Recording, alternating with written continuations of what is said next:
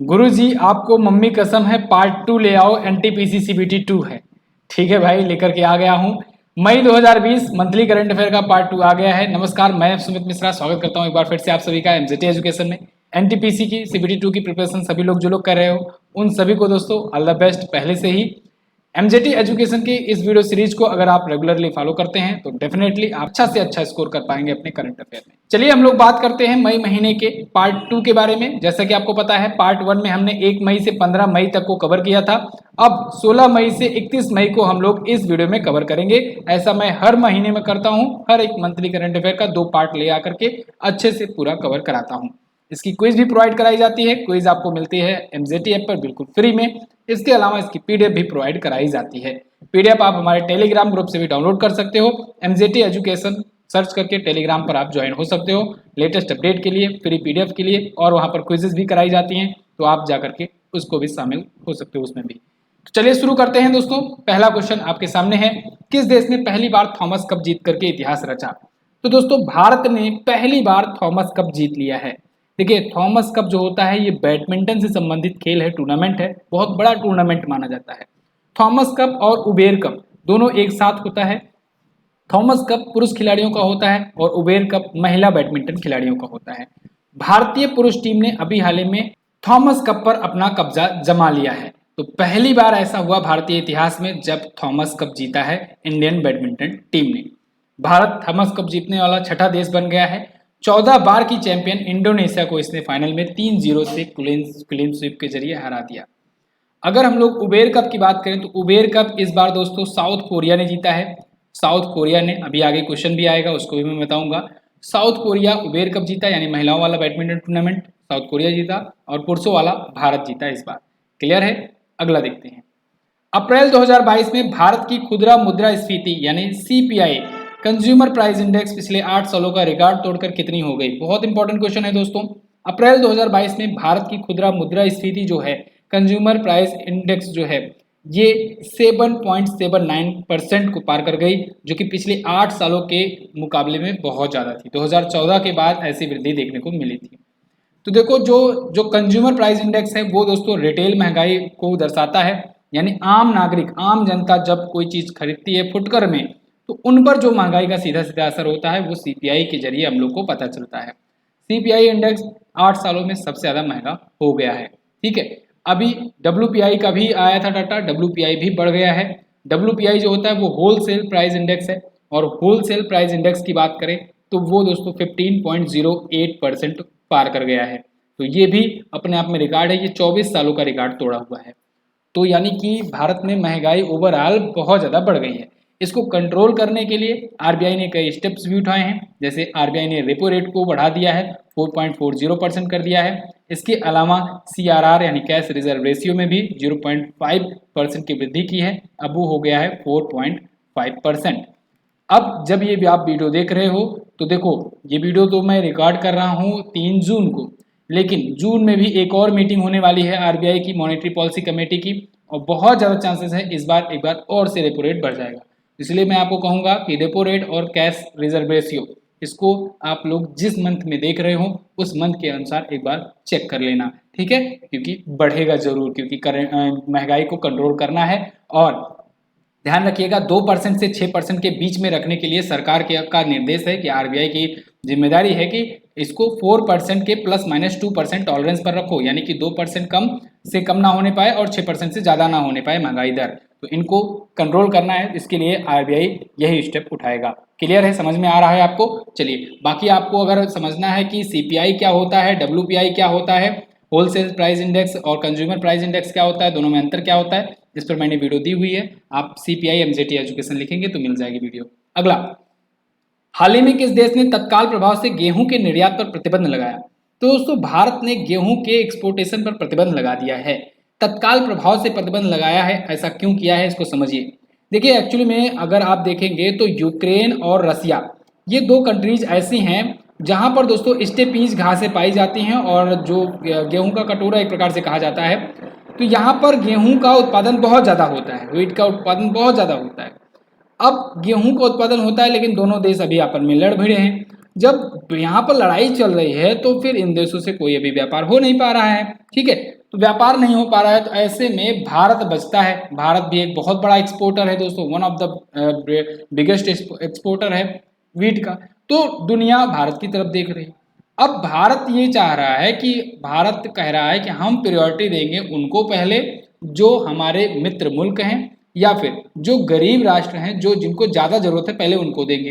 होता क्या है, जिसके पास इतना धन है वो उस हिसाब से अपने क्षमता के हिसाब से, उनके जो बिजनेसमैन हैं वो लोग अपनी क्षमता के हिसाब से ले लेंगे अभी।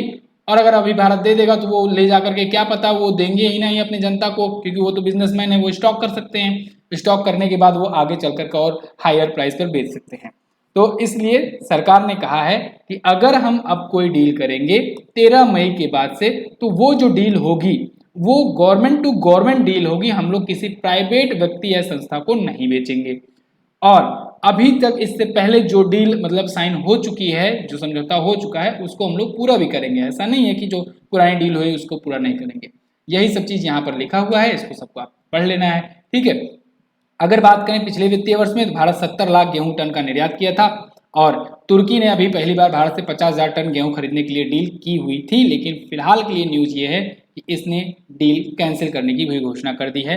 भारत के जो कंटेनर थे उसको वापस भेज दिया है, ठीक है। तो जो भी चीजें हैं चलता रहता है, जियोपॉलिटिक्स है।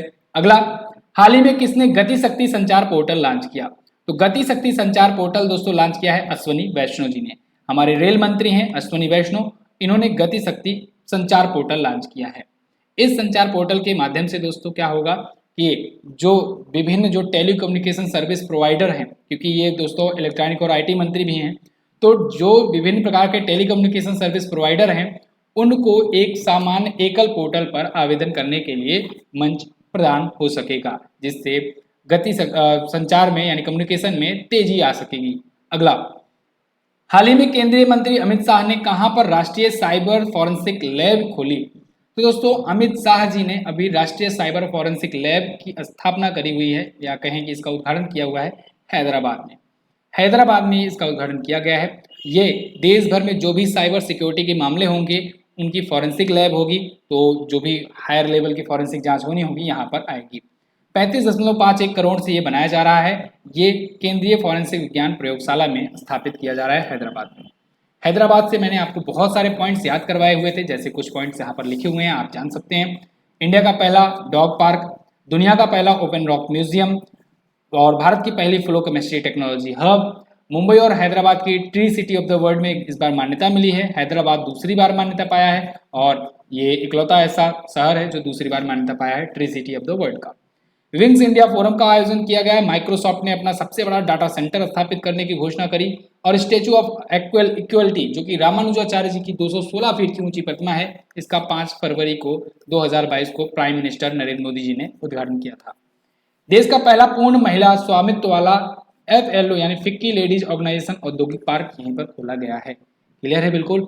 चलिए, हैदराबाद तेलंगाना की राजधानी है, और अभी 2 जून को दोस्तों 2 जून को तेलंगाना ने अपना 8वां राजकीय स्थापना दिवस मनाया। अगला, हाल ही में उत्तर प्रदेश का महाधिवक्ता किसे नियुक्त किया गया? तो उत्तर प्रदेश के महाधिवक्ता दोस्तों नियुक्त किए गए हैं अजय कुमार मिश्रा जी। अजय कुमार मिश्रा यहाँ पर आपको देख रहे हैं इमेज में। मिश्रा की स्पेलिंग थोड़ा सा गलत है क्योंकि मैं भी मिश्रा हूँ, MISHRA, ठीक है। तो अजय कुमार मिश्रा जी बनाए गए हैं उत्तर प्रदेश के नए महाअधिवक्ता, ठीक है। महाअधिवक्ता मतलब होता है एडवोकेट जनरल। आप लोग हमें कमेंट करके बताएंगे भारत का अटॉर्नी जनरल कौन है। देखो, बहुत सारे लोग कमेंट करके पूछते हैं कि ये सर अटॉर्नी जनरल क्या होता है, एडवोकेट जनरल क्या होता है, इसका काम क्या होता है। तो देखो, इन सब चीज़ों पर वैसे तो मैं भी आपको वीडियो दे चुका हूँ, लेकिन फिर भी यहाँ पर शॉर्ट में समझ लीजिए। अटॉर्नी जनरल जो होता है वो केंद्र सरकार के मुकदमों की पैरवी करता है सुप्रीम कोर्ट में। आपने मुकदमा सुना होगा कि जैसे कि फॉर एग्जांपल ले लें कि बद्री प्रसाद बनाम भारत सरकार, ठीक है। तो मतलब भारत सरकार जो लड़ रही है इस व्यक्ति के खिलाफ, तो फिर वो हुआ ये कि मतलब ये भारत सरकार लड़ रहा है तो उसका भी कोई वकील होगा ना भारत सरकार की तरफ से, वो वकील यही होता है। ऐसे ही राज्यों में क्या होता है, एडवोकेट जनरल होता है। तो फिर राज्य सरकार बनाम समथिंग जो भी होता है, उनसे जब कोई मुकदमा होता है तो राज्य सरकार, यानी ये राज्य सरकार की मुकदमों की पैरवी कहाँ पर करेगा, हाई कोर्ट में करेगा। समझ में आया बात, क्या होते हैं दोनों? ये एडवोकेट जनरल राज्य सरकार के मुकदमों की पैरवी करता है हाई कोर्ट में, और अटॉर्नी जनरल जो होता है वो करता है कहाँ पर, सुप्रीम कोर्ट में। अटॉर्नी जनरल के ही सहयोग के लिए बनाए जाते हैं सॉलिसिटर जनरल, तो सॉलिसिटर जनरल भी टर्म आप कंफ्यूज नहीं होंगे। फिलहाल उत्तर प्रदेश के चीफ सेक्रेटरी कौन है? दुर्गा शंकर मिश्रा जी हैं। और उत्तर प्रदेश के नए डीजीपी देवेंद्र सिंह चौहान हैं। ओके, तो नए डीजीपी ये अभी अतिरिक्त प्रभार पाए हुए हैं। ठीक है, अभी गोयल जी को हटाया गया है। आगे देखते हैं, त्रिपुरा के नए सीएम कौन बने हैं? मोस्ट इंपोर्टेंट क्वेश्चन है। त्रिपुरा के नए सीएम बन गए हैं दोस्तों कौन? मणिक साहा। विप्लव कुमार देव ने इस्तीफा दे दिया और मणिक साहा नए चीफ मिनिस्टर बन गए हैं। कहाँ के? त्रिपुरा के। यहाँ पर आपको इमेज में दिख रहे हैं। ये त्रिपुरा राज्य में बीजेपी के अध्यक्ष थे। ठीक है, त्रिपुरा राज्य के बीजेपी के अध्यक्ष थे और अभी नए सीएम बन गए हैं। तो यहाँ पर फिलहाल सत्यदेव नारायण आर्य जी जो कि राज्यपाल हैं, गवर्नर हैं, उन्होंने विप्लव देव का इस्तीफा मंजूर किया और इनको शपथ दिलाई। किसको? मणिक साहा को। अगला देखते हैं, हाल ही में किस मस्जिद में पुरातत्व विभाग के सर्वे के बाद शिवलिंग मिला है?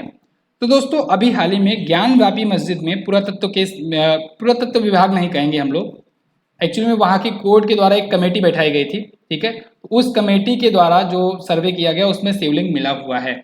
ज्ञानव्यापी मस्जिद था, मस्जिद का नाम आप याद रखेंगे। कहाँ पर है? वाराणसी में।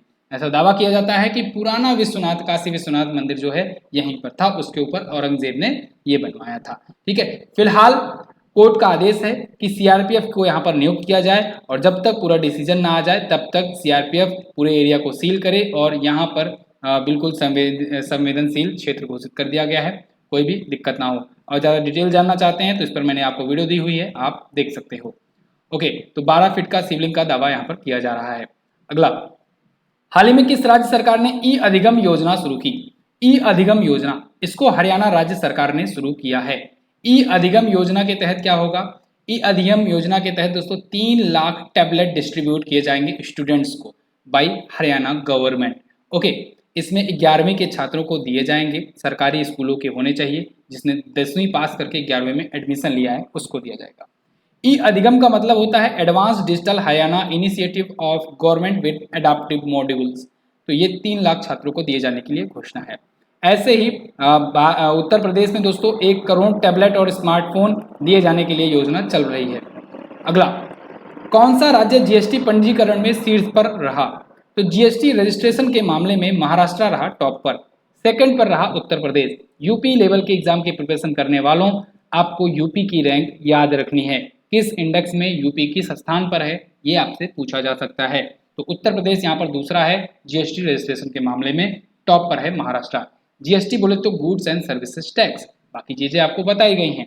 जीएसटी दोस्तों यहाँ पर देख पाएंगे टॉप 4 स्टेट्स कौन कौन से हैं।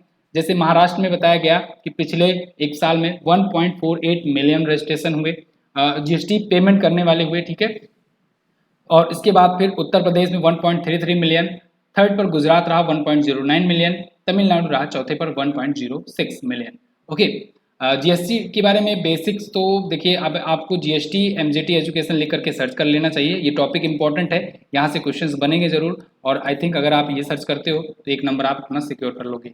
अगला, हाल ही में किस देश के पूर्व क्रिकेटर एंड्रयू साइमंड्स का निधन हो गया? तो दोस्तों ऑस्ट्रेलिया के तीसरे क्रिकेटर हैं जिनका अभी हाल फिलहाल में निधन हो गया। तो एंड्रयू साइमंड्स ऑस्ट्रेलिया के एक दिग्गज ऑलराउंडर थे, इनका निधन हो गया है। ये चेहरा तो आप पहचानते ही होंगे। मंकी गेट विवाद के मामले में इनसे और हरभजन से काफ़ी ज़्यादा बहस हुए थे और इनका नाम मंकी गेट विवाद से जुड़ा रहा। तो फिलहाल इनका निधन हो गया है।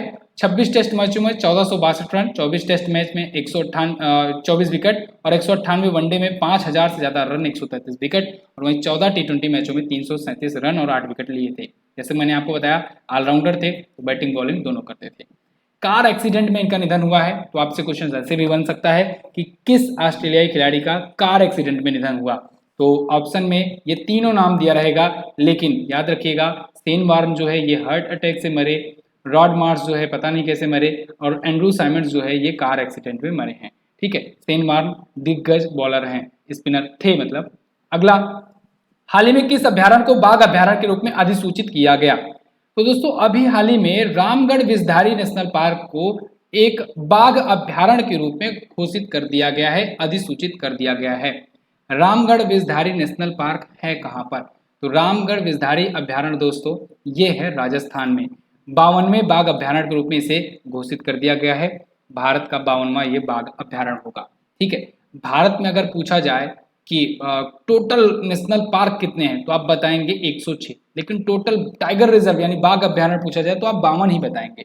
अंतर याद रखिएगा, कंफ्यूजन नहीं होइएगा। बाघ बाघ रिजर्व यानी कि टाइगर रिजर्व, कोई नेशनल पार्क में बाघ अभ्यारण्य हो सकता है, लेकिन बाघ अभ्यारण्य में नेशनल पार्क हो ये जरूरी नहीं है, ठीक है ना। तो फिलहाल ये राजस्थान का चौथा था और देश का 52वां बाघ अभ्यारण्य है। रणथंभौर सरिस्का मुकुंदरा के बाद ये चौथा है।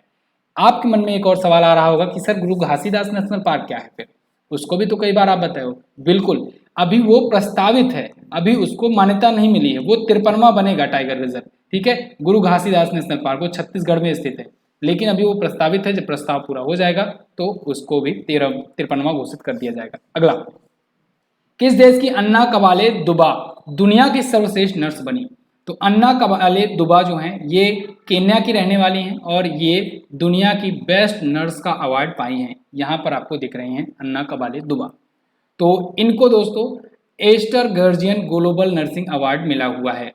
अपने कम्युनिटी में महिला जननांग विकृति जैसी पुरानी सांस्कृतिक प्रथाओं के खिलाफ इनको एजुकेट करने के लिए और इनके अभियानों के लिए इनको सम्मानित किया गया है। ओके, तो इनको 2.5 लाख US डॉलर का पुरस्कार मिला है। अगला, हाल ही में किस देश ने उबेर कप जीता? जैसा कि मैंने आपको शुरुआत में बताया, दक्षिण कोरिया की टीम ने दोस्तों उबेर कप जीता है। दक्षिण कोरिया ने चाइना को हरा करके उबेर कप जीत लिया, उबेर कप 2022 जीत लिया। और वहीं भारत की टीम ने इंडोनेशिया को हरा करके थॉमस कप जीत लिया, थॉमस कप 2022 जीत लिया।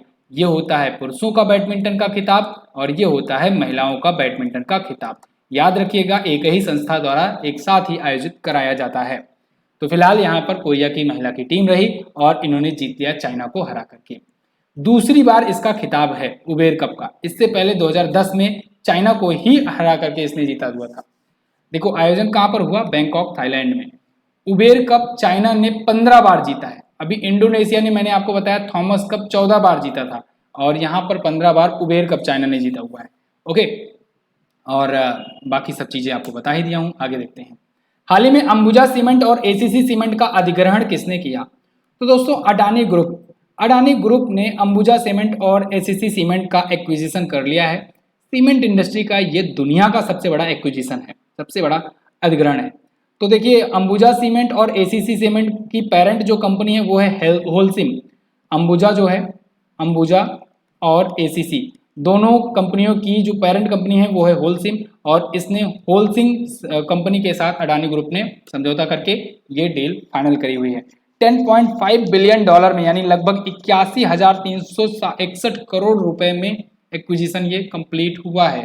ओके, होलसिम एक स्विस बेस्ड कंपनी है। अगला, हाल ही में एलिजाबेथ बॉर्न को किस देश का नया प्राइम मिनिस्टर नियुक्त किया गया? तो एलिजाबेथ बॉर्न दोस्तों ये बन गई हैं फ्रांस की नई प्रधानमंत्री। फ्रांस में दोस्तों हालांकि ज्यादा पावर होती है प्रेसिडेंट के पास, लेकिन यहाँ पर अभी प्राइम मिनिस्टर भी नई नियुक्त की गई हैं।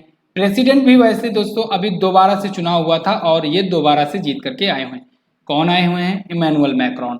मैक्रोन जी एक बार फिर से वहां पर प्रेसिडेंट का चुनाव जीत लिए हैं और फिलहाल वो बने हैं राष्ट्रपति और यहाँ पर ये प्राइम मिनिस्टर बनी हुई हैं। फ्रांस के इतिहास में दूसरी महिला ये प्राइम मिनिस्टर हैं। क्लियर? और फ्रांस के बारे में अगर बात करें तो इसकी राजधानी पेरिस होती है, करेंसी इसकी यूरो होती है। अगला देखिए यहाँ पर अभी हाल फिलहाल में कुछ और प्रधानमंत्री और राष्ट्रपतियों की नियुक्ति हुई है। इंपॉर्टेंट पॉइंट है, बीच बीच में ये मिल रहा है आपको, ये बोनस है, समझ लो, ले लो इसको अच्छे से। मार्कोस जूनियर फिलीपींस के प्रेसिडेंट बने हैं। यू सुक सोल ये दक्षिण कोरिया के राष्ट्रपति बने हैं। ये सभी हाल फिलहाल की नियुक्तियां हैं, इसको याद रखिएगा। रोनिल विक्रमसिंघे श्रीलंका के नए प्राइम मिनिस्टर बने हैं क्योंकि महिंदा राजपक्षे ने इस्तीफा दिया था। इमैनुअल मैक्रोन दोबारा से प्रेसिडेंट बने। पैट्रिक अची ये आइवरी कोस्ट के प्रधानमंत्री बने हैं और अलेक्जेंडर वुसिक ये सर्बिया के दूसरी बार राष्ट्रपति बने हैं। हसन शेख मोहम्मद ये सोमालिया के नए प्रेसिडेंट बने हुए हैं। अगला, अच्छा वीडियो पसंद आया करे तो दोस्तों लाइक कर दिया करो ना भाई, लाइक नहीं करते हो, इतने लोग देख करके जाते हो वीडियो को लाइक नहीं करते हो। लाइक करके शेयर कर दोगे तो हमारा भी मोटिवेशन बना रहेगा और अगली बार आपको और अच्छा कंटेंट देने का प्रयास मैं करता रहूंगा, जिससे हमें भी अच्छा लगेगा, आपको भी अच्छा लगेगा। चलो अगला, भारत की सबसे बड़ी इंश्योरेंस कंपनी LIC NSE में यानी नेशनल स्टॉक एक्सचेंज में कितने रुपए प्रति शेयर पर लिस्ट हुई? जैसा कि आपको पता है LIC का दोस्तों IPO आया हुआ था भारत का सबसे बड़ा ये अभी तक का आईपीओ था, 21,000 करोड़ का ये आईपीओ था। एलआईसी ने इसके जरिए 3.5% की अपनी हिस्सेदारी बेची और ये लिस्ट हुआ एनएससी और बीएससी में। तो यहाँ पर एनएससी में पूछा गया है, एनएससी में दोस्तों ये 872 रुपए प्रति शेयर पर लिस्ट हुआ, हालांकि अभी बहुत तगड़ी पटखनी पाया हुआ है शेयर मार्केट में। बीएससी में ये 867 रुपए पर लिस्ट हुआ, ठीक है। इसने तो 21,000 करोड़ रुपए अपने कलेक्ट कर लिए और ये 5.53 लाख करोड़ की मार्केट कैप के साथ भारत की सबसे बड़ी सरकारी कंपनी होकर के लिस्ट हुई। लेकिन ग्राहकों का क्या, इन्वेस्टर्स का क्या? इन्वेस्टर का लगातार नुकसान। जिन्होंने इतने रुपए पर दोस्तों इन्वेस्टमेंट किया, शेयर लिया था, वो आज के टाइम पर 500, 600 या 700 के आसपास में शेयर पर खेल रहे हैं। तो यहाँ पर काफ़ी लॉस देखने को मिला। फिलहाल 5.53 लाख करोड़ की मार्केट वैल्यूएशन के साथ ये लिस्ट हो चुकी है। ये भारत की 5वीं सबसे बड़ी कंपनी बन गई है और सबसे बड़ी सरकारी कंपनी बन गई है और सबसे बड़ी इंश्योरेंस कंपनी तो पहले से ही थी ही। यहाँ पर आप देख पाओगे ये चीज़ें हैं जो डाटा मैंने आपको अभी बताया कि मार्केट कैप के मामले में ये 5वें नंबर पर है। टॉप 5 आप देख सकते हो कौन कौन है। इसके बाद अगर सरकारी कंपनियों में बात करें तो एलआईसी टॉप पर है, एसबीआई अब दूसरे पर आ गया है और इंश्योरेंस में तो ये टॉप पर पहले से ही था, इसकी मोनोपॉली है यहाँ पर। अगला देखते हैं, हाल ही में स्टॉक एक्सचेंज बीएससी का अध्यक्ष किसे नियुक्त किया गया? बॉम्बे स्टॉक एक्सचेंज के दोस्तों अध्यक्ष चेंज हो गए हैं। अब कौन बन गए हैं? एस मुंद्रा। एस मुंद्रा यहाँ पर आपको इमेज में दिख रहे हैं। ये बॉम्बे स्टॉक एक्सचेंज के नए अध्यक्ष हैं। 3 साल तक आरबीआई के डिप्टी गवर्नर भी रह चुके हैं, बैंक ऑफ बड़ौदा के अध्यक्ष और प्रबंध निदेशक भी रह चुके हैं। अभी ये बॉम्बे स्टॉक एक्सचेंज में काम करेंगे। बॉम्बे स्टॉक एक्सचेंज दोस्तों एशिया का सबसे पुराना स्टॉक एक्सचेंज है। 1875 में ये स्थापित हो गया था। मुंबई में इसका हेडक्वार्टर है। ओके, अगला, हाल ही में कहां पर दुनिया का सबसे लंबा सस्पेंशन ब्रिज स्काई ब्रिज 721 यात्रियों के लिए खोला गया? तो दोस्तों अभी हाल ही में चक गणराज्य में, चेक रिपब्लिक में दुनिया का सबसे लंबा सस्पेंशन ब्रिज स्काई ब्रिज 721 खोल दिया गया है। ये दुनिया का सबसे लंबा सस्पेंशन पैदल यात्री ब्रिज है। 721 मीटर की इसकी लंबाई है, इसी वजह से इसको 721 कहा जा रहा है। यहाँ पर देखो जूम आउट इमेज है, आप देख सकते हो कितना लंबा ब्रिज है ये, ठीक है। और यहाँ पर आप फ्रंट व्यू देख सकते हो। तो फिलहाल चेक गणराज्य में है। चेक गणराज्य की राजधानी प्राग होती है और मिलोस जमान यहाँ के प्रेसिडेंट, प्राइम मिनिस्टर हैं पीटर फियाला। चेक कोरोना यहाँ की है करेंसी। नेपाल के बागलुंग पर्वत फुटब्रिज से अब 154 मीटर लंबा है, तो ये अब दूसरे स्थान पर आ गया, इसका रिकॉर्ड इसने तोड़ दिया है। अगला, अंतर्राष्ट्रीय संग्रहालय दिवस कब मनाया गया? इंटरनेशनल म्यूजियम डे बहुत इंपॉर्टेंट डे है। प्रत्येक वर्ष ये मनाया जाता है 18 मई को।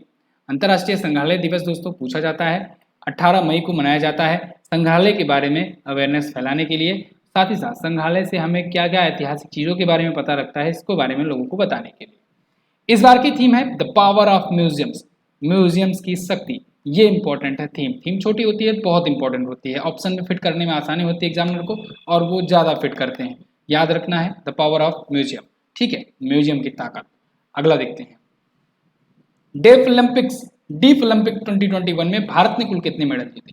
तो भारत ऐतिहासिक प्रदर्शन करते हुए दोस्तों 16 मेडल जीत लिया इस बार डेफ ओलंपिक में। यहाँ पर विनर्स की नेम लिस्ट है, यहाँ पर आप देख सकते हैं, और जो ज़्यादा पढ़ाई करने वाले बच्चे हैं इसको भी पढ़ सकते हैं, फिलहाल उतना ज़्यादा इंपॉर्टेंट नहीं है। अगला, तो फिलहाल यहाँ पर अगर बात करें ओवरऑल तो मेडल टेबल में 9वें स्थान पर रहा भारत। 8 गोल्ड, 1 सिल्वर और 7 ब्रॉन्ज जीता हुआ है। टोटल 16 मेडल आए हुए हैं। और बैडमिंटन टीम ने भी 1 गोल्ड जीता हुआ है। निशानेबाजी में सबसे ज़्यादा 3 गोल्ड आया है, 2 ब्रॉन्ज आया है। क्लियर है, अब तक का भारत का जबरदस्त प्रदर्शन रहा हर एक क्षेत्र में, चाहे आप टोक्यो ओलंपिक में देखो, चाहे आप पैरालंपिक में देखो, चाहे यहाँ पर देखो, भारत जबरदस्त प्रदर्शन कर रहा है खेलों में। अगला, हाल ही में आयोजित ब्रिक्स 2022 में विदेश मंत्रियों की बैठक की अध्यक्षता किसने करी?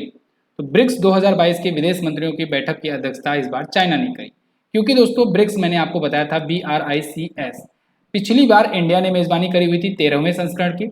अब 14वां संस्करण चाइना करेगा, क्योंकि ये बिल्कुल ऐसे ही चलता है सीरियल वाइज। अब की बार अगला वाला जो होगा 15वां, ये साउथ अफ्रीका करेगा, फिर उसके बाद फिर ब्राजील करेगा, फिर रसिया करेगा, फिर इंडिया, फिर चाइना करेगा, इसी हिसाब से। तो इस बार जितनी भी मीटिंग होगी ब्रिक्स की, उसकी अध्यक्षता चाइना करेगा। पिछली बार जितना हुआ था इंडिया किया था।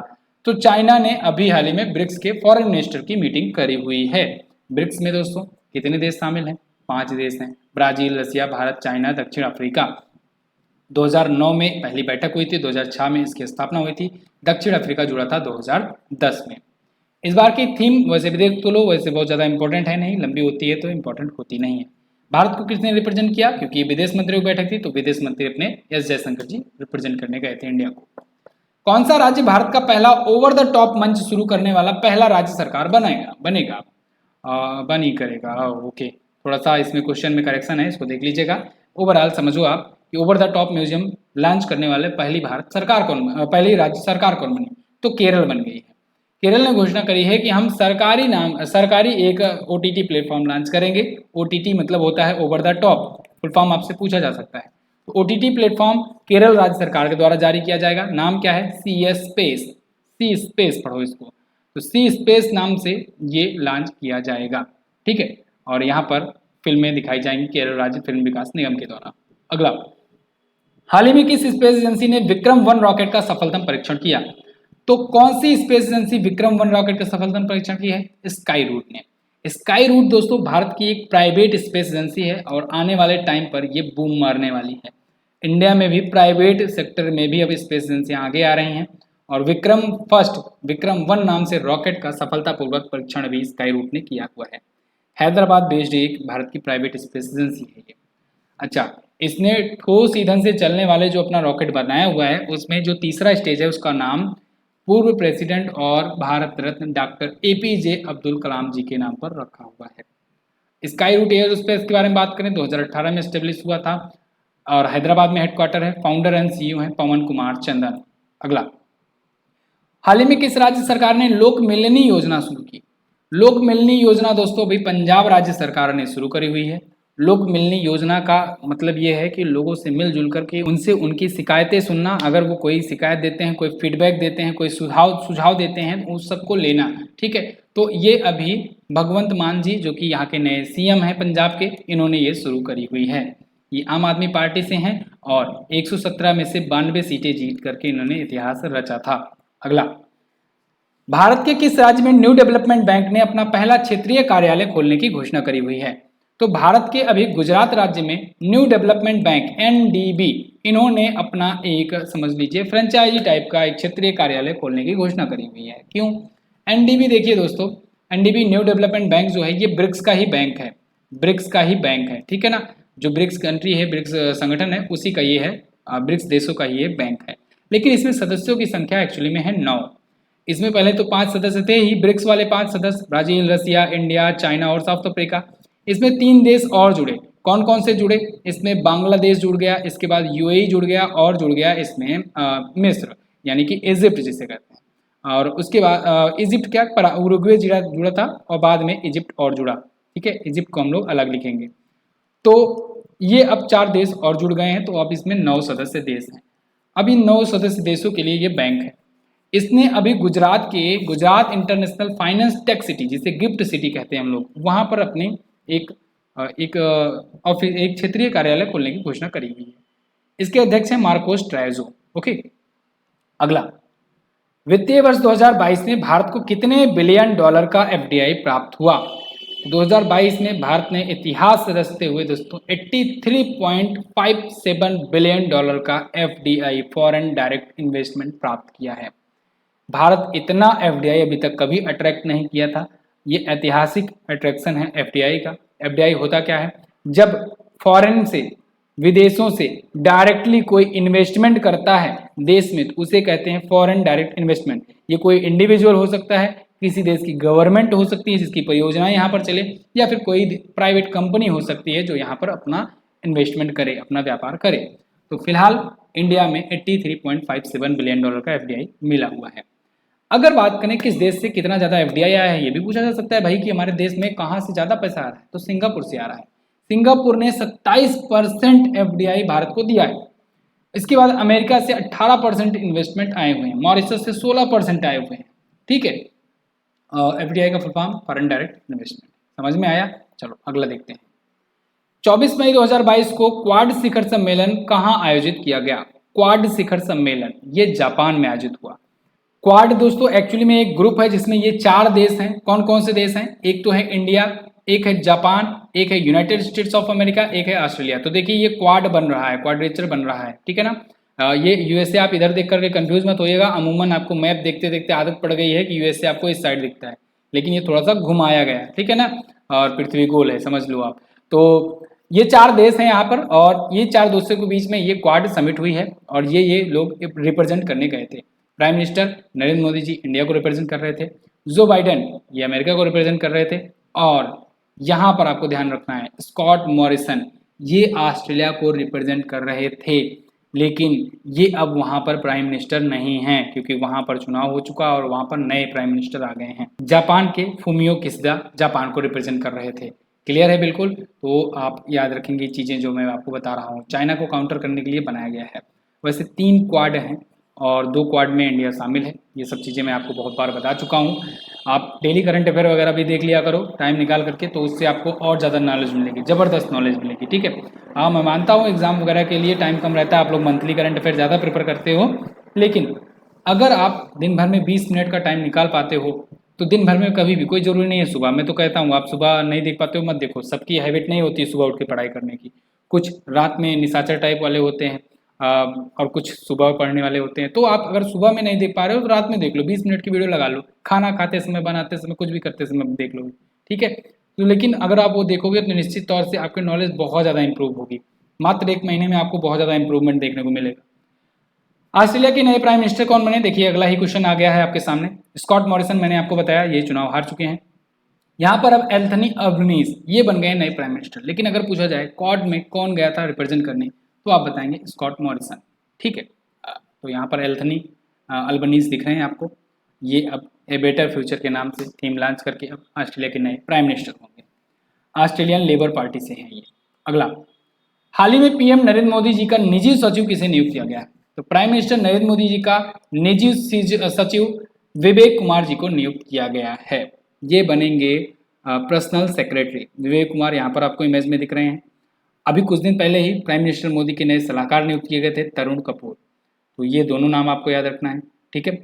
फिलहाल विवेक कुमार जो है ये संजीव कुमार सिंगला की जगह लेंगे। अगला, अच्छा, ई बुक भी अपनी आती है। जिनको 6 महीने की तैयारी करनी है, 6 महीने का 6 महीने का 100% कवरेज करना है, वो 6 महीने की ये अर्धवार्षिक करंट अफेयर आई हुई है ई बुक, इसको ले सकते हैं।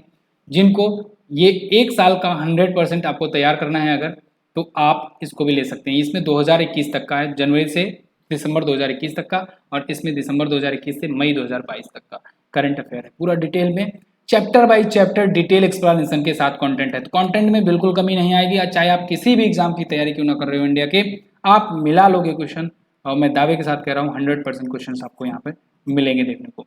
चैप्टर बाय चैप्टर बहुत ही सरल भाषा में मेरे द्वारा एक एक लाइन लिखी गई है, जिससे आपको याद करने में बहुत आसानी हो जाती है। ऐसे ऐसे पॉइंट्स लिखे गए हैं, कोई फालतू की कहानी, कोई न्यूज़पेपर की कटिंग नहीं डाली गई है। अगला, किस राज्य सरकार ने आउटसोर्स सरकारी नौकरियों के में महिलाओं के लिए 33% सीट आरक्षित रखी है, तो दोस्तों अभी हाल ही में कर्नाटक राज्य सरकार ने घोषणा करी कि आउटसोर्सिंग सरकारी नौकरियों में महिलाओं के लिए 33% सीटें होंगी रिजर्व। ये महिला सशक्तिकरण को लेकर के एक बहुत बड़ा नियम है, और आउटसोर्सिंग के माध्यम से कर्नाटक सरकार data entry operator, housekeeping staff, group D के और कर्मचारी, जो भी ड्राइवरों की भर्ती वगैरह करती है, उन सब के लिए 33% का आरक्षण होगा। इसके अलावा कर्नाटक सरकार, आपको याद हो कुछ दिन पहले ही ट्रांसजेंडर्स को पुलिस में भर्ती के लिए 1% सीटें रिजर्व रखने को कहा था। तो ये भी एक इम्पोर्टेंट घोषणा है। अगला, दिल्ली के नए उपराज्यपाल कौन बने हैं, तो दोस्तों कुछ दिन पहले ही अनिल बैजल ने अपना निजी कारण बताते हुए इस्तीफा दे दिया था।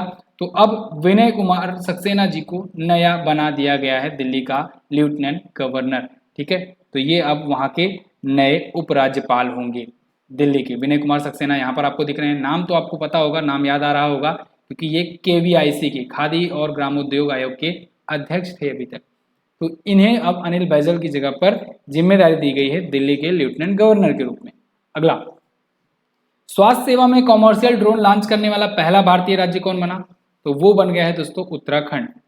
हालांकि ये सरकारी तरफ से नहीं लॉन्च किया गया, एक प्राइवेट फर्म के द्वारा लॉन्च किया गया है, लेकिन मेडिकल सेक्टर में कॉमर्शियल ड्रोन लॉन्च करने के लिए, कॉमर्शियल बोले तो चार्ज दे करके आप थोड़ा सा काम करवा सकते हो अपना, ठीक है, कॉमर्शियली इसका काम करा सकते हो। तो एक रेडक्लिफ लाइफटेक नाम की कंपनी है, इसके द्वारा देश की स्वास्थ्य सेवा के क्षेत्र में अपनी पहली वाणिज्यिक ड्रोन की उड़ान भरी गई। ड्रोन से रिलेटेड अगर कुछ क्वेश्चंस रिवीजन करना चाहो तो तेलंगाना सरकार की एक योजना याद करना, मेडिसिन फ्रॉम स्काई योजना, बहुत इंपॉर्टेंट है। मध्य प्रदेश की एक है, मध्य प्रदेश में दोस्तों पहला ड्रोन महोत्सव मनाया गया था, ड्रोन मेला जिसे कह सकते हैं। मध्य प्रदेश में ही ड्रोन स्कूल खोले जा रहे हैं जगह जगह पर, जैसे इंदौर, ग्वालियर, भोपाल वगैरह में खोले जाएंगे। ये ड्रोन से रिलेटेड है। अभी भारत का सबसे बड़ा ड्रोन महोत्सव आयोजित किया गया दिल्ली में। ध्यान रखिएगा, ये पहला ड्रोन महोत्सव है जो ग्वालियर में आयोजित किया गया था, जबकि दिल्ली में जो अभी आयोजित किया गया, जो प्राइम मिनिस्टर नरेंद्र मोदी जी ने उद्घाटन किया, ये भारत का सबसे बड़ा था। तो सबसे बड़ा और सबसे पहला दोनों अंतर है। अगला, भारत का पहला स्वदेशी हाइपरलूप विकसित करने के लिए रेलवे ने किसके साथ साझेदारी करी? तो इंडियन रेलवे ने करी है आईआईटी मद्रास के साथ साझेदारी, भारत का पहला स्वदेशी हाइपरलूप डेवलप करने के लिए। हाइपरलूप क्या होता है? हाइपरलूप दोस्तों एक प्रकार से एक स्पेशल रास्ता होता है, समझ लो, जिसमें जिसमें बिल्कुल निर्वात होता है, यानी उसमें एयर होता ही नहीं। जब एयर नहीं होता तो एयर प्रेशर नहीं होता है, वहाँ पर फ्रिक्शन नहीं काम करता है, जब घर्षण नहीं लगता है तो फिर कोई भी यहाँ पर ट्यूब बना दिया जाता है। अगर ट्यूब के रूप में यहाँ पर जैसे कोचेस के रूप में होते हैं ना ट्यूब, ट्यूब के रूप में एक डिब्बे के रूप में अगर यहाँ पर बना दिया जाए और उसमें यात्रियों को बैठा दिया जाए और यात्रा कराई जाए, तो जब निर्वात रहेगा और चुंबकीय क्षेत्र रहेगा, मैग्नेटिक पावर रहेगी, तो उनको कोई भी फ्रिक्शन नहीं झेलना होगा और तेजी से स्पीड के साथ वो ट्रेवल कर पाएंगे। तो ये सिस्टम है हाइपरलूप, और इस हाइपरलूप के जरिए अब फ्यूचर में कराई जाएगी यात्रा। तो इंडियन रेलवे भी कहाँ पीछे रहने वाला है, उसने कहा चलो आईआईटी मद्रास से करते हैं साझेदारी और इस सेक्टर में आते हैं। स्पेस एक्स का हाइपरलूप पॉड कंपटीशन हुआ था एक, तो उसमें आईआईटी मद्रास के कुछ शोधकर्ता जो हैं वो फाइनलिस्ट में शामिल हुए थे। एकमात्र एशिया का ऐसा बना था इंस्टीट्यूट, तो इस वजह से इसको चुना गया है। इसको थोड़ा सा नॉलेज भी है इसके बारे में, ठीक है। फिलहाल हम लोग अभी हाइपरलूप सेक्टर में उतना ज़्यादा तो नहीं है, लेकिन हाँ इन फ्यूचर इंडिया वालों को कोई भरोसा नहीं है। लेट आते हैं लेकिन ज़बरदस्त आते हैं, फर्स्ट मूवर नहीं होते लेकिन फास्ट मूवर होते हैं। अगला, टाइम पत्रिका द्वारा 100 सबसे प्रभावशाली लोगों की लिस्ट में निम्न में से किस भारतीय को शामिल किया गया है? तो दोस्तों गौतम अडानी, खुर्रम परवेज और करुणानिधि, इन तीनों को शामिल किया गया है। उपरोक्त सभी ऑप्शन हो जाएगा करेक्ट। अभी टाइम मैगजीन ने 100 सबसे ज़्यादा प्रभावशाली लोगों की लिस्ट जारी करी हुई है, इसमें आपको देख पाएंगे ये तीनों नाम, ये लोग शामिल हैं यहाँ पर, ठीक है। सुप्रीम कोर्ट की अधिवक्ता है करुणानिधि, जो आपको लेडीज के रूप में दिख रही थी। कारोबारी हैं गौतम अडानी और कश्मीरी मानवाधिकार के कार्यकर्ता हैं खुर्रम परवेज। ओके, इन दोनों को शामिल किया गया है। बाकी जो बड़े बड़े सेलिब्रिटी हैं सबको शामिल किया ही जाता है। अगला, अंतर्राष्ट्रीय जैव विविधता दिवस कब मनाया जाता है? तो ये दोस्तों प्रत्येक वर्ष 22 मई को मनाया जाता है, इंटरनेशनल बायोडाइवर्सिटी डे, और इस बार भी 22 मई को ही मनाया गया। ये जैव विविधता के बारे में जागरूकता फैलाने के लिए, उनकी इज्जत करने के लिए, उनके संरक्षण प्रदान करने के लिए ये दिवस मनाया जाता है। अंतर्राष्ट्रीय जैव विविधता दिवस की थीम है इस बार की building a share future for our life, building a share future for our life. सन 2000 से मनाया जाना शुरू हुआ है। विश्व वायु शक्ति सूचकांक 2022 में भारतीय वायुसेना किस स्थान पर है? तो भारतीय वायुसेना दोस्तों इंटरेस्टिंगली दोस्तों आ गई है तीसरे स्थान पर। दुनिया की तीसरी सबसे बड़ी एयरफोर्स बन गई है, चौथे से तीसरे पर आ गई है। अभी विश्व वायु शक्ति सूचकांक जारी हुआ है, अब इसमें अगर एयरफोर्स के मामले में बात किया जाए केवल, तो थर्ड स्ट्रॉन्गेस्ट एयरफोर्स है इन द वर्ल्ड। अगर ओवरऑल सेना देखा जाए तो वहाँ पर थोड़ा सा पीछे हटती नजर आती है। ओवरऑल सेना में अगर बात करें यहाँ पर, तो भारत की जो इंडियन एयरफोर्स जो है ये 6ठे स्थान पर है, क्योंकि इसमें नेवी भी, एयरफोर्स भी, मिलिट्री भी सब शामिल हो जाती हैं। लेकिन अगर केवल एयरफोर्स देखा जाए तो तीसरे पर। देखो कैसे हैं, यहाँ पर देख लो आप। फर्स्ट पर यूनाइटेड स्टेट्स ऑफ अमेरिका का एयरफोर्स है, और सेकंड पर यूनाइटेड स्टेट्स ऑफ अमेरिका का नेवी है, ठीक है, क्योंकि इसके पास भी बहुत सारे जहाज हैं, फाइटर प्लेन्स हैं नेवी के पास भी इसके। रशियन एयरफोर्स ये तीसरे पर आ जाता है। फोर्थ पर यूनाइटेड स्टेट्स आर्मी एविएशन है, उसकी आर्मी भी आ गई। पाँचवें पर यूनाइटेड स्टेट्स का मरीन कॉर्प्स है, ये भी बहुत ज़्यादा अपने पास रखता है वेपन। और यहाँ पर देखो छठे पर है इंडियन एयरफोर्स। फिलहाल अगर केवल एयरफोर्स देखें तो यूनाइटेड नेशन का एयरफोर्स पहला, इसके बाद रशियन एयरफोर्स दूसरा, और तीसरे पर है अपने भारत का एयरफोर्स। बाकी चीज़ें यही लिखी गई हैं, पढ़ने की जरूरत नहीं है। आगे देखते हैं। आईपीएल में 700 चौके लगाने वाले पहले खिलाड़ी कौन बने? वो बन गए हैं शिखर धवन। शिखर धवन गब्बर 700 चौका आईपीएल में कंप्लीट कर चुके हैं। ये पंजाब किंग्स की टीम से खेलते थे इस सीजन में। पंजाब किंग्स जो है बाहर हो गई फिलहाल, जीता किसने ट्रॉफी? जीता ट्रॉफी दोस्तों गुजरात टाइटंस ने। गुजरात टाइटंस ने पंजाब किंग्स को हरा करके जीता, राजस्थान रॉयल्स को हरा करके जीता, सॉरी, राजस्थान रॉयल्स की टीम फाइनल पहुंची थी। राजस्थान रॉयल्स की टीम को हरा करके गुजरात टाइटंस ने अपनी पहली जीती है पारी। आईपीएल पर वीडियो मैंने आपको दी है, सिंपली आपको सर्च करना है आईपीएल एमजेटी एजुकेशन, आईपीएल 2022 डाल देना, वरना 2019 से आज तक की सारी वीडियो आ जाएगी। तो आईपीएल 2022 एमजेटी एजुकेशन लिखेंगे आप तो एक नंबर आप अपना पक्का समझेंगे, क्योंकि वहां से क्वेश्चंस मिल जाने वाले हैं। फिलहाल अगर हम लोग बात करें कुछ बुलेट्स पॉइंट की, तो ऑरेंज कैप विजेता रहे Jos the boss, Jos Buttler, और पर्पल कैप विजेता रहे यजुवेंद्र चहल, 27 विकेट लिए। इसके बाद emerging player of the season रहे उमरान मलिक, और सबसे तेज गेंदबाजी किए हैं। ये सभी चीज़ें हैं, हाईलाइटेड पॉइंट हैं। गुजरात टाइटंस 10वीं टीम थी। WEF के travel and tourism development index में सबसे ऊपर कौन है? वीडियो बहुत ज़्यादा लंबी हो जाती है दोस्तों, फिर भी काफ़ी मेहनत लगती है, और लाइक वगैरह कर दिया करो। लाइक अभी तक अगर नहीं किए हो तो भाई थोड़ा पिघल जाओ यार, लाइक कर दो। WEF की travel and tourism development index में शीर्ष पर कौन है? तो इसमें टॉप पर है दोस्तों जापान। जापान आप देख पाएंगे यहाँ पर टॉप पर आपको दिख रहा है। इंडिया को टॉप 10 में ढूंढने की गलती मत करना, टॉप 10 में नहीं है। इंडिया 54वें स्थान पर है ट्रैवल एंड टूरिज्म डेवलपमेंट में। सेकंड पर यूनाइटेड स्टेट्स ऑफ अमेरिका है, स्पेन है, थर्ड पर फिर फ्रांस, जर्मनी वगैरह है। इंडिया की रैंक 54वीं है। इंडिया को 4.2 का स्कोर मिला हुआ है। 2019 में 46वीं थी, इस बार 54वीं है। क्लियर है? 117 देश टोटल शामिल किए गए थे। अच्छा, जारी करता कौन है? WEF। अगला, हाल ही में आरबीआई ने किस देश के साथ व्यापार लेन देन को भारतीय रुपए में निपटाने की अनुमति दे दी है? तो दोस्तों अभी हाल ही में आरबीआई ने श्रीलंका के साथ व्यापार लेन देन को भारतीय मुद्रे में निपटाने की मंजूरी दे दी है। यानी श्रीलंका जो है अपना जो व्यापार कर रहा है वो भारतीय मुद्रे में, इंडियन करेंसी में वो इधर उधर कर सकता है। ये क्लियरेंस मिला है एशियाई क्लियरिंग यूनियन के द्वारा। इसके द्वारा पहले मंजूरी ली जाती है, एशिया में एक संस्था है। अब इससे क्या होगा? इससे दोस्तों श्रीलंका जो व्यापार कर रहा है वो भारतीय करेंसी में व्यापार करेगा। ऐसा क्यों किया गया? ऐसा इसलिए किया गया क्योंकि श्रीलंका डूब चुका है, उसकी करेंसी की कोई वैल्यू है नहीं। अब वो अगर किसी देश से कुछ सामान खरीदता भी है, किसी से कुछ व्यापार भी करता है, तो उसकी करेंसी कोई लेने को तैयार ही नहीं है। कह रहा है कि तुम्हारी करेंसी कोई वैल्यू ही नहीं है, कौड़ी भाव बिक रही है, तो उसको क्यों हम लें? तो अब ऐसे में इंडिया की स्टेबल करेंसी यहाँ पर काम आ रही है, तो ये बहुत बड़ी बात है। ठीक है, फिलहाल एशियाई क्लियरिंग यूनियन का हेडक्वार्टर तेहरान में है। अगला क्वेश्चन है, हाल में भारतीय सेना की पहली महिला लड़ाकू एविएटर कौन बनी? तो वो बन गए हैं दोस्तों कैप्टन अभिलाषा बराक। अभी हाल फिलहाल में भारतीय सेना ने इनको भारतीय सेना की पहली महिला लड़ाकू एविएटर के रूप में नियुक्त किया हुआ है। अच्छा, भारतीय महिला, अगर आर्मी की बात आती है, सेना की बात आती है, तो एक और नाम आता है याद आपको, भावना कांत। भावना कांत गणतंत्र दिवस की परेड में फाइटर प्लेन उड़ाने वाली पहली महिला फाइटर पायलट हैं। इनके बारे में आपको पता होना चाहिए, नाम याद रखना है आपको। अगला, जैव विविधता रजिस्टर पाने वाला देश का पहला मेट्रो शहर कौन बना है? तो वो बन गया है कोलकाता। देखिए, जैव विविधता का रजिस्टर टैग पाने वाला ये पहली मेट्रो सिटी बनी है। मेट्रो सिटी की बात यहाँ पर हो रही है। वैसे अगर सिटीज की बात करें तो 2 सिटी ऑलरेडी पा चुकी हैं, चंडीगढ़ और इंदौर, लेकिन मेट्रो सिटी में बात करें तो पहली मेट्रो सिटी बन गई है कोलकाता, जैव विविधता रजिस्टर पाने वाला। तो इसको पीपल्स बायोडाइवर्सिटी रजिस्टर PBR जारी किया गया है कोलकाता नगर निगम के द्वारा, जो शहर में फूलों और जीवों की किस्मों के साथ साथ इसके भूमि उपयोग और मानव गतिविधियों का विवरण का एक दस्तावेज होता है। अगला, उत्तर प्रदेश सरकार ने फाइनेंशियल ईयर 2023 के लिए कितने का बजट पेश किया? तो दोस्तों उत्तर प्रदेश सरकार ने 6.15 लाख करोड़ का बजट पेश किया हुआ है, और ये अभी तक का उत्तर प्रदेश के इतिहास का सबसे बड़ा बजट है। उत्तर प्रदेश का बजट 6.15 लाख करोड़ का, और इस पर मैंने आपको डिटेल वीडियो दी हुई थी। आप जो लोग यूपी गवर्नमेंट की यूपी स्पेशल एग्जाम की तैयारी कर रहे हो, आप लोग ये वीडियो जरूर देखना, मिस मत करना, क्योंकि इसमें ना सिर्फ आपको बजट के बारे में बताया गया है, बल्कि यूपी सरकार की बहुत सारी योजनाओं के बारे में भी जानकारियां मिल जाएंगी आपको।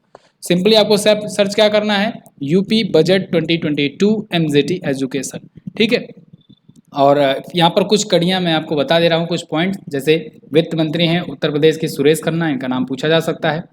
पिछली बार के बजट से 11.86% ज़्यादा का ये बजट था। अभी तक का सबसे बड़ा बजट था यूपी का, 5.5 लाख करोड़ का पिछला बजट था। तो सरकार ने दोस्तों इस बजट में 39,181 करोड़ रुपए नई योजनाओं पर खर्च करने की घोषणा करी हुई है। और वहीं उत्तर प्रदेश पुलिस में एक स्पेशल सिक्योरिटी फोर्स स्थापित करी जाएगी। अगला, हाल ही में किस देश ने 15 से 21 जून के बीच अपनी पहली डिजिटल जनगणना की घोषणा करी हुई है? तो 15 से 21 जून के बीच दोस्तों डिजिटल जनगणना करने जा रहा है बांग्लादेश। बांग्लादेश ने अनाउंस किया है कि वो अपने देश की पहली डिजिटल सेंसस करेगा। ठीक है, डिजिटल जनगणना करेगा। इसके लिए 3.7 लाख गणनाकर्ता, इसके बाद 64,000 पर्यवेक्षक, 4500 अधिकारी, ये सभी नियुक्त किए जाएंगे। बांग्लादेश की ये छठी जनगणना होगी, पहली वाली 1974 में हुई थी। दुनिया का सबसे ज़्यादा जनघनत्व वाला, सबसे ज़्यादा पॉपुलेशन डेंसिटी वाला देश है बांग्लादेश। जनगणना को लेकर के दोस्तों क्वेश्चंस बहुत ज़्यादा बन रहे थे। अभी एनटीपीसी का एग्जाम हुआ जो लेवल 4 और लेवल 6 का, उसमें बहुत सारे क्वेश्चन देखने को मिले जनगणना से। तो आप लोगों ने डिमांड करी और आप लोग के डिमांड के अनुसार जनगणना पर मैंने वीडियो दी आपको। वो वीडियो आप लोग जरूर देखिएगा, बहुत इंपॉर्टेंट है, उससे भी क्वेश्चन बन सकते हैं। अगला, किस भारतीय उपन्यास ने अंतर्राष्ट्रीय बुकर पुरस्कार जीता? ये बहुत ही इंपॉर्टेंट क्वेश्चन है, याद रखिएगा, very very most important question. अभी हाल ही में टॉम ऑफ सैंड जो कि भारतीय उपन्यास था, इसने अंतर्राष्ट्रीय बुकर पुरस्कार जीत लिया है। हिंदी भाषा का दोस्तों अभी तक का भारतीय इतिहास का पहला उपन्यास ये बन गया है, टॉम ऑफ सैंड, जिसने ये अवार्ड जीता है, अंतर्राष्ट्रीय बुकर पुरस्कार। हालांकि अंतर्राष्ट्रीय बुकर पुरस्कार ये इंग्लिश भाषा के लिए दिया जाता है, इस वजह से इस बुक को ट्रांसलेट करवाया इन्होंने। ये गीतांजलि श्री हैं जो कि इसकी लेखक है, राइटर हैं टॉम ऑफ सैंड की। तो ये लिखी किताब, लेकिन इसका अनुवाद अमेरिकी अनुवादक डेजी रॉकवेल से करवाई। तो टॉम ऑफ सैंड को अंतर्राष्ट्रीय बुकर पुरस्कार मिला है। इन दोनों का नाम आपको याद रखना है। गीतांजलि श्री तो सबसे ज़्यादा इंपॉर्टेंट है। ओके, अंतर्राष्ट्रीय बुकर पुरस्कार दोस्तों दुनिया भर के उन नॉवेल्स को दिया जाता है, उपन्यासों को देता है जो अंग्रेजी भाषा में अनुवाद करके किया गया है। 50,000 पाउंड की पुरस्कार राशि है ये। अभी पिछले दिनों में दोस्तों कुछ पुस्तकों और लेखकों के नाम आए थे मई महीने में, उनको हम लोग रिवाइज कर लेते हैं। जैसे अमित शाह, अनि भापाची वच्चल, इसको डॉक्टर अनिर्बान गांगुली और शिवानंद द्विवेदी ने लिखा। Not just a night watchman, ये इंपॉर्टेंट बुक है, विनोद राय ने लिखा है। लाइफ ऑफ मंगला जोड़ी, ये अविनाश खेमका ने लिखा। पूर्वी भारत का सिख इतिहास, ये भी लिखा। मिसाइल लाइफ, ये 7वें चीनी एरोस्पेस दिवस पर चाइना के द्वारा लॉन्च किया गया। Modi at 20, dreams meeting delivery, इस पुस्तक का विमोचन किया उपराष्ट्रपति एम वेंकैया नायडू जी ने। अगला, हाल ही में भारतीय ओलंपिक संघ के अध्यक्ष पद से किसने इस्तीफा दे दिया? तो दोस्तों नरेंद्र बत्रा ने भारतीय ओलंपिक संघ के अध्यक्ष पद से इस्तीफा दे दिया है। ये आपको इमेज में दिख रहे हैं नरेंद्र बत्रा। ये हालांकि अंतर्राष्ट्रीय हॉकी महासंघ के अभी भी अध्यक्ष हैं, लेकिन इन्होंने इंडियन ओलंपिक एसोसिएशन से अध्यक्ष पद से इस्तीफा दे दिया है। इंडियन ओलंपिक एसोसिएशन की स्थापना 1927 में हुई थी, दिल्ली में इसका हेडक्वार्टर है। अगला, हाल ही में order of the British Empire OBE से किसे सम्मानित किया गया? तो दोस्तों किशोर जयरामन जी को OBE से सम्मानित किया गया है। ये ब्रिटिश सरकार द्वारा दिया जाने वाला नागरिक पुरस्कार होता है, दूसरा सर्वोच्च नागरिक पुरस्कार होता है, order of the British Empire. तो किशोर जयरामन को ये मिला हुआ है। दोस्तों तीनों के तीनों जो उसके नागरिक सम्मान होते हैं, इसकी घोषणा हो चुकी है और इनके तीनों के बारे में मैंने आपको बता दिया है। एक होता है CBE, सबसे बड़ा होता है, जो कि अजय पीरामल जी को मिला, पीरामल ग्रुप से। ये commander of the order of the British Empire होता है। दूसरा होता है OBE, दूसरे नंबर का, honorary officer of the order of the British Empire. ये दूसरा सर्वोच्च रैंकिंग सम्मान होता है, तो ये मिला किशोर जयरामन को। और तीसरा होता है दोस्तों MBE, यानी कि member of the order of the British Empire. ये मिला गुरुस्वामी कृष्ण मूर्ति को। ओके, तीनों आप याद रखेंगे। अगला, हाल ही में किसने भारत के सबसे बड़े ड्रोन फेस्टिवल का उद्घाटन किया? तो भारत के सबसे बड़े ड्रोन फेस्टिवल का उद्घाटन, जैसा कि मैंने आपको शुरुआत में भी बताया, नरेंद्र मोदी जी ने नई दिल्ली में इसका उद्घाटन किया। नई दिल्ली में आयोजित किया गया था। ये सबसे बड़ा ड्रोन महोत्सव था। इसका नाम था भारत ड्रोन महोत्सव। 27 से 28 मई 2022 को ये आयोजित कराया गया। ठीक है, तो प्रगति मैदान नई दिल्ली में ये आयोजित हुआ।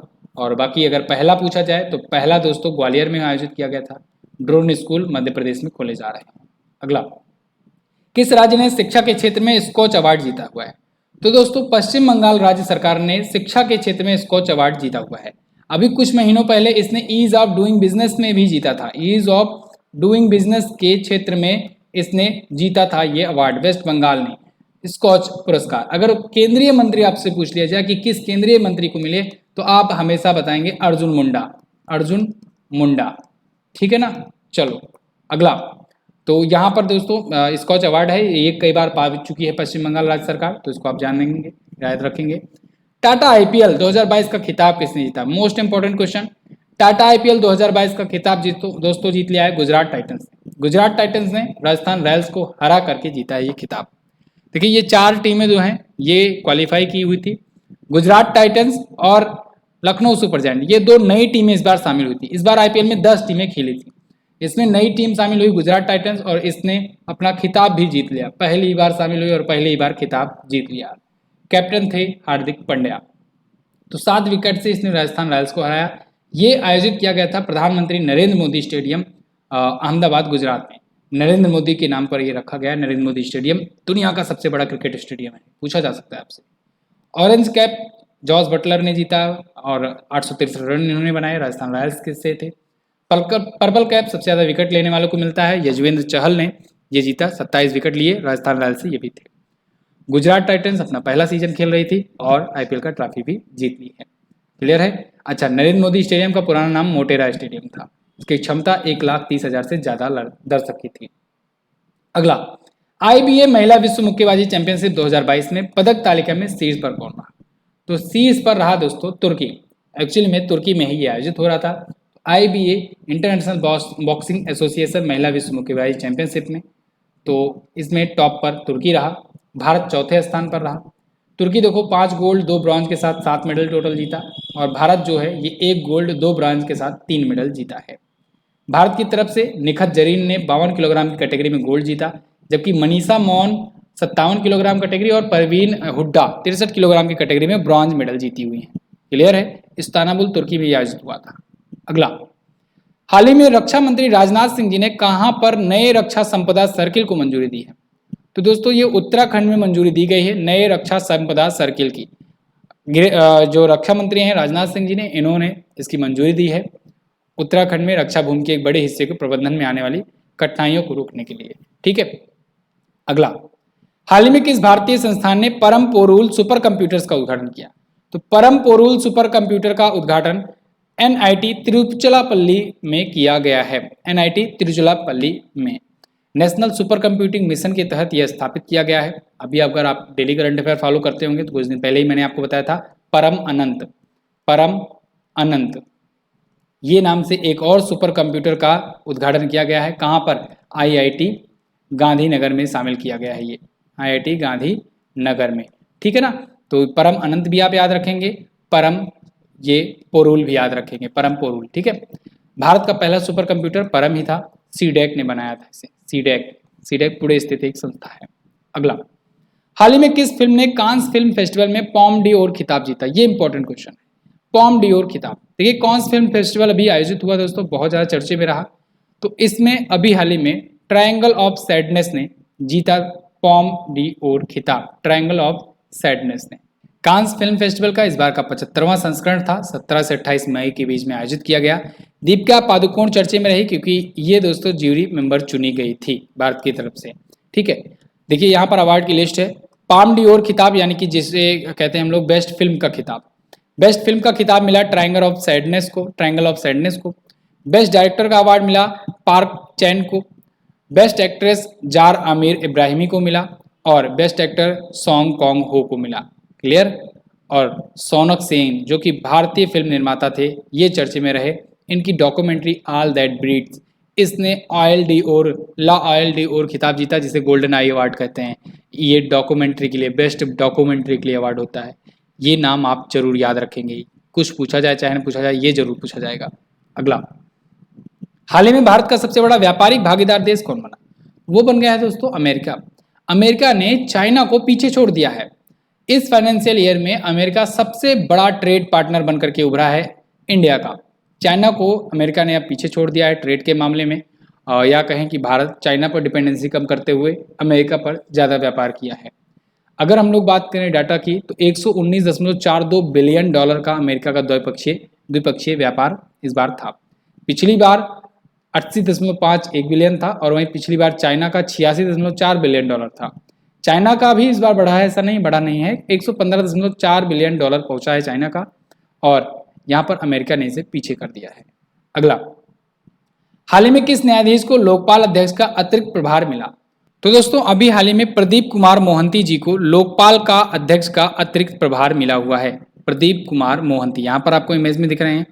ये अभी एक्स्ट्रा चार्ज पाए हुए हैं लोकपाल के रूप में, क्योंकि पिनाकी चंद्र घोष जो कि पीसी घोष के नाम से भी हम लोग जानते हैं जिनको, तो ये भारत के पहले लोकपाल थे, इनका कार्यकाल पूरा हुआ और ये अब रिटायर हो गए हैं। तो अब इनके बाद लोकपाल का पद खाली था, तो अतिरिक्त प्रभार इनको दे दिया गया प्रदीप कुमार मोहंती को। कौन दिया? राष्ट्रपति रामनाथ कोविंद जी। ठीक है। लोकपाल में दोस्तों 6 सदस्य होते हैं अभी वर्तमान में 2 सदस्यों की सीट खाली है। भ्रष्टाचार मामलों की ये जांच करते हैं। 5 साल की अवधि के लिए नियुक्त किए जाते हैं, 70 वर्ष या 5 साल जो भी पहले हो जाए तब इनकी रिटायरमेंट हो जाती है। अगला, लोकपाल पर भी मैंने आपको डिटेल वीडियो दी है। अगला, हाल ही में महिला T20 चैलेंज पुरस्कार किसने जीता? तो महिला T20 चैलेंज पुरस्कार दोस्तों जीत लिया है सुपरनोवा टीम ने। जैसे IPL देखते हो आप पुरुष का होता है, ऐसे महिलाओं का होता है महिला T20 चैलेंज पुरस्कार, T20 चैलेंज टूर्नामेंट। तो उसको जीत लिया सुपरनोवा की टीम ने। और सुपरनोवा की टीम ने दोस्तों रिकॉर्ड तीसरी बार जीता हुआ है। अभी तक 4 बार इवेंट हुआ है और 4 में से 3 बार तो सुपरनोवा ने जीता हुआ है, 1 बार ट्रेल ब्लेजर्स ने जीता हुआ है। तो यहाँ पर आप देखेंगे, मैच देख ही रहे हैं आप लोग, तीसरी बार सुपरनोवा ने जीता है। सुपरनोवा की टीम ने 2018, 2019 और अब 2022 में जीता। 2020 वाला ये हार गए थे ट्रेल ब्लेजर से, फाइनल ये खेले थे लेकिन 2021 वाला हुआ नहीं, तो वो तो समझ लो कि कैंसिल हो गया था। फिलहाल सबसे ज्यादा रन हरमनप्रीत कौर ने बनाया 362 रन, सबसे ज्यादा विकेट राधा यादव ने लिया 12 विकेट। अगला, हाल ही में किस राज्य को तंबाकू नियंत्रण के लिए WHO पुरस्कार मिला? तो दोस्तों झारखंड को मिला है तंबाकू नियंत्रण के लिए WHO पुरस्कार। आपको पता होगा 31 मई को विश्व तंबाकू निषेध दिवस मनाया जाता है, याद रखिएगा, इंपॉर्टेंट डेट ये भी है मई महीने का। तो WHO पुरस्कार अभी मिला है झारखंड राज्य सरकार को तंबाकू नियंत्रण के लिए। ओके, वर्ल्ड हेल्थ ऑर्गेनाइजेशन के बारे में बाकी चीजें आप जानते ही हो। अगला क्वेश्चन, RBI के बैंक नोट सर्वेक्षण के अनुसार कितने रुपए का नोट सबसे पसंदीदा नोट बना? दोस्तों RBI ने एक डाटा जारी किया है अपने सर्वे का। इसने बताया है कि 100 रुपए का नोट जो है वो इंडिया में सबसे पसंदीदा नोट बनकर के उभरा हुआ है, और वहीं सबसे कम पसंदीदा नोट 2000 का नोट रहा है। 2000 का नोट सबसे कम, यानी कि सबसे कम सर्कुलेशन में रहा है।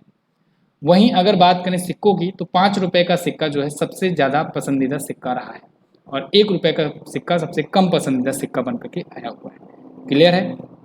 अगला, भारतीय फिल्म निर्माता सोनक सेन ने किस डॉक्यूमेंट्री फिल्म के लिए लॉयल डी ओर पुरस्कार जीता? मैंने आपको बताया था, ये इंपॉर्टेंट क्वेश्चन है, इसको आप याद रखेंगे। तो दोस्तों सोनक सिंह भारतीय फिल्म निर्माता हैं, इन्होंने इनकी documentary I all that breath, इसके लिए लॉयल डी ओर खिताब या कहें कि गोल्डन आई का खिताब जीता कांस फिल्म फेस्टिवल में ही। ओके, बाकी कांस फिल्म फेस्टिवल के बारे में मैंने आपको बता ही दिया हूँ। तो भारत की एकमात्र डॉक्यूमेंट्री बन गई है जिसने ये पुरस्कार जीता हुआ है। ठीक है, अभी इसने ऑल दैट ब्रीथ ने ही वर्ल्ड सिनेमा में ग्रैंड ज्यूरी पुरस्कार भी जीता हुआ था। तो ये तो थे दोस्तों मई महीने के इंपॉर्टेंट करंट अफेयर का पार्ट 2। पार्ट 1 नहीं अगर देखे हो तो उसको भी देख लेना, मिस मत करना, बहुत इंपॉर्टेंट है। पार्ट 2 ये था। इस प्रकार से मई मंथ का कंप्लीट हो गया। प्लेलिस्ट का लिंक डिस्क्रिप्शन में है, आप जाकर के बाकी महीनों के भी वीडियोज देख सकते हो। इसके अलावा इन सब की वीडियो की PDF फाइल और क्विज आपको फ्री में मिलने वाली है MZT ऐप पर। गूगल प्ले स्टोर पर जाइए, इंडिया के बेस्ट एप्लीकेशन को डाउनलोड कीजिए। करंट अफेयर सेक्टर में तहलका मचा दिए हम लोग। और NTPC CBT 2 GS scorer batch, GS score booster batch चाहिए, और इसको बहुत सारे स्टूडेंट ने लिया हुआ है और ज़बरदस्त तरीके से तैयारी कर रहे हैं। इस पर 15-15 मिनट की, 8-8 मिनट, 10-10 मिनट में छोटी छोटी वीडियो के माध्यम से टू द पॉइंट बात करके बहुत ही अच्छे तरीके से हर एक टॉपिक को याद करवाया गया है। आप जाकर के इस बैच को परचेज कर सकते हो MZT ऐप पर। कोई भी डाउट हो, कोई भी इशू हो तो आप हमसे कांटेक्ट भी कर सकते हो व्हाट्सएप पर। मिलते हैं अगले वीडियो में दोस्तों, तब तक के लिए बहुत अच्छे से पढ़िए, बहुत मन लगा के पढ़िए और रिवीजन करते रहिए। मिलेंगे अगली वीडियो में, तब तक के लिए नमस्कार, जय हिंद, वंदे मातरम।